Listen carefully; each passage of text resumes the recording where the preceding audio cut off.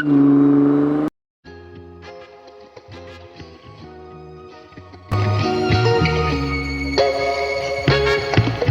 going on, boys and girls, and welcome back to Project Zangetsu. Okay, so some more news on the Nissan R35 Skyline.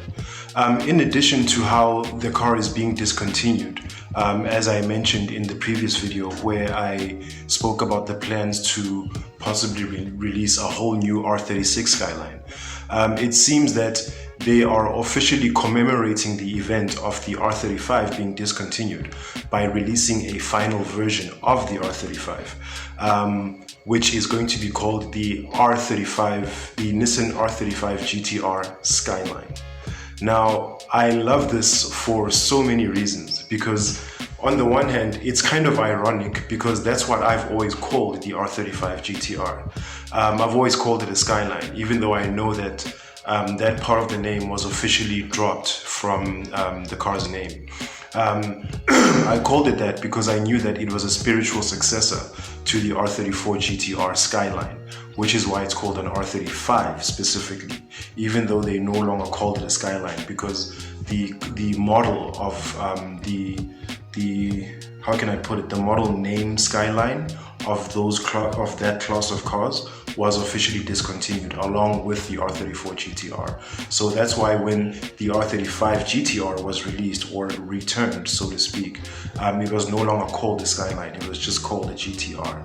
So I guess the decision for them to actually call this final edition of the car a Skyline is possibly fan service, and it's them sort of like, taking basically making acknowledgement of the many GTR supporters out there that have always sort of like, in their hearts, like myself, I guess, I thought I was the only one, have always called it a Skyline, because we've always known in terms of heritage where the car was derived from. It wasn't an original creation by any means. It was basically a successor to a car that had a lot of cult and fan support behind it.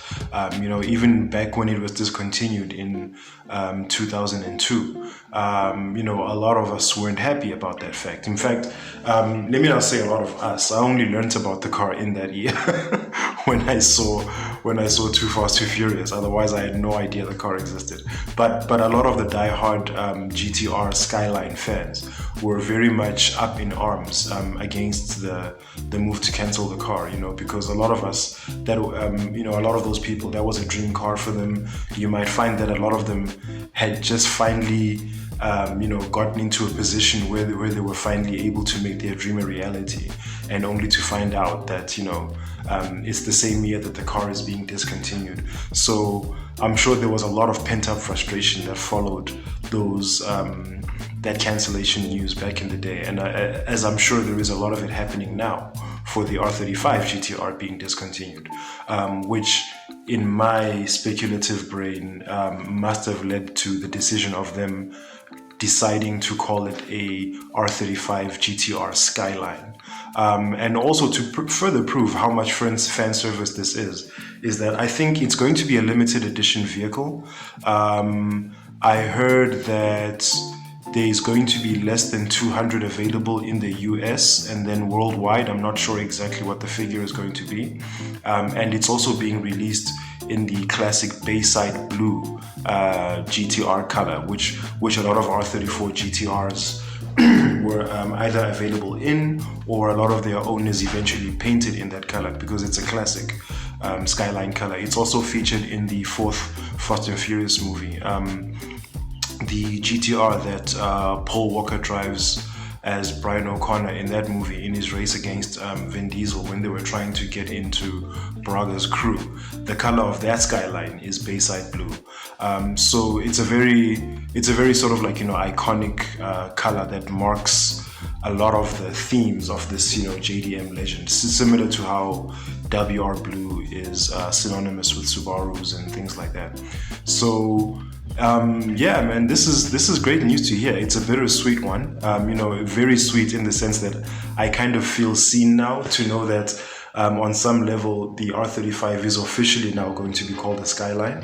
And yeah, I just need to do a little bit more research as to what the specs are going to be. I don't know if it's going to be on the level of a Nismo GTR Skyline, or if it's just going to be, the same as the baseline sort of mid-level trim that you would get for an R35 GTR anyway. I mean, they're all good, but, some are better than others. So I'm going to do some more research to find out if there's anything more about the story like that, and comment below if you'd maybe like to see a separate companion video or a follow-up video where I actually release the specs themselves on the car.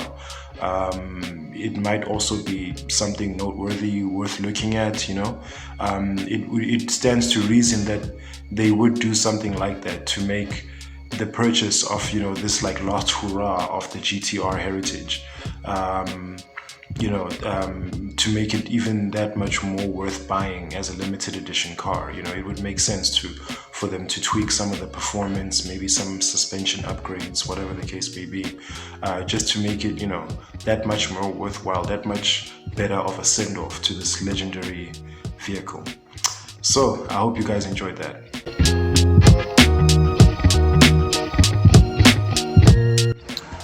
Alright guys, that's going to bring us to the end of our video. I hope you enjoyed today's news segment. If you did, please click on the thumbs up icon to leave us a like. And if you'd like to see more from Project Zangetsu, please go ahead and click subscribe. And be sure to hit that bell icon so you are notified each and every time I drop new content on this here channel. So please let us know in the comment section down below what other news topics you'd like to hear about in the automotive world on this channel, what other cars maybe you would like to be reviewed in future.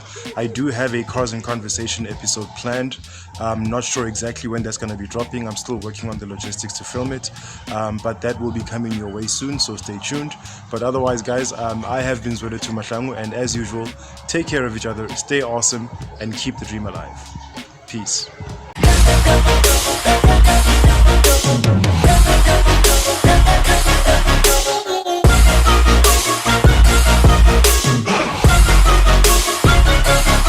I'm grateful, oh yeah, able, oh yeah, I'm stable, oh